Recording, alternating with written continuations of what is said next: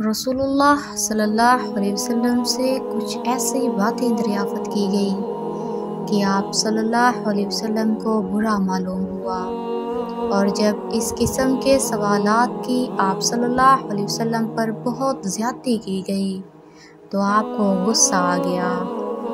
پھر آپ صلی اللہ علیہ وسلم نے لوگوں سے فرمایا، اچھا اب مجھ سے جو چاہو پوچھو۔ ایک شخص نے دریافت کیا کہ میرا باپ کون ہے؟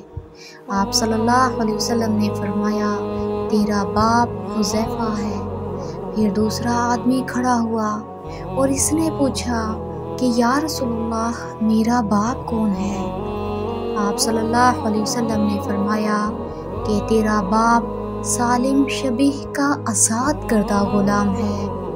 آخر عمر رضی اللہ تعالیٰ عنہ نے آپ کے چہرہ مبارک کا حال دیکھا تو عرض کیا، یا رسول اللہ ہم ان باتوں کے دریافت کرنے سے جو آپ کو ناگوار ہوں اللہ سے توبہ کرتے ہیں۔